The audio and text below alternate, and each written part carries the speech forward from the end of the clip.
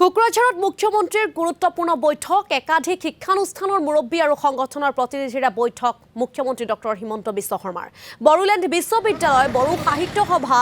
আসু আক্ৰাসু পাথৌ মহাসভাকে ধৰি 18টা সংগঠনৰ প্ৰতিনিধিৰ সৈতে বাৰ্তালাপ মুখ্যমন্ত্ৰীৰ আৰ্থ সামাজিক ক্ষেত্ৰৰ বিভিন্ন বিষয়ৰ ওপৰত শিক্ষানুষ্ঠান আৰু সংগঠনসমূহৰে আলোচনাত মিলিত হ'ল মুখ্যমন্ত্ৰী ডক্টৰ হিমন্ত বিশ্ব শৰ্মাই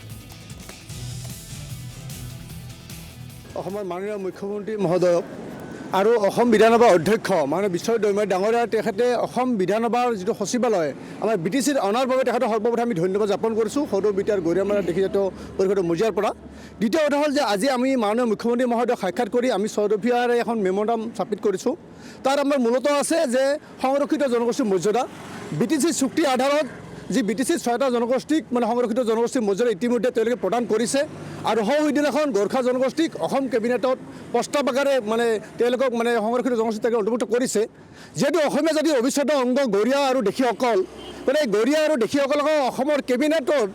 মাননীয় মুখ্যমন্ত্ৰী মহোদয়ৰ অধ্যক্ষতাত তেওঁ কেবিনেটত সিদ্ধান্ত লয় গোৰ্খাসকলৰ লেখীয়াকৈ যাতে গৰিয়া আৰু দেশী লোকসকল সংৰক্ষিত জনগোষ্ঠীৰ তালিকাত অন্তৰ্ভুক্ত কৰে তাৰ কাৰণে আমি বিনম্ৰ অনুৰোধ জনাইছোঁ। কোকৰাঝাৰত আমাৰ মাননীয় মুখ্যমন্ত্ৰী মহোদয়ক লগ কৰি পেলাই আমি মেম'ৰাণ্ডাম দিছোঁ স্মাৰক পত্ৰ দিছোঁ দেশী জনগোষ্ঠীয় মঞ্চ অসমৰ ফালৰ পৰা ছ'চিঅ' ইকনমিক ছাৰ্ভেটো অতি সোনকালে আৰম্ভ কৰিব লাগে কাৰণ এইটো বহুত লেহেমীয়া গতিত চলি আছে আমাৰ কাৰণে উন্নয়ন ডেভেলপমেণ্ট কাউন্সিল দিব লাগে আৰু আমাৰ মানুহখিনিৰ বসুন্ধৰাত আমাৰ মানুহখিনিক সুবিধা দিব লাগে যাতে তেওঁলোকে নিজৰ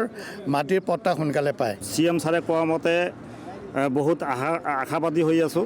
কাৰণ আমি যিখিনি দাবী দিছোঁ সেইখিনি পৰ্যায়ক্ৰমে মানে দাবীবোৰ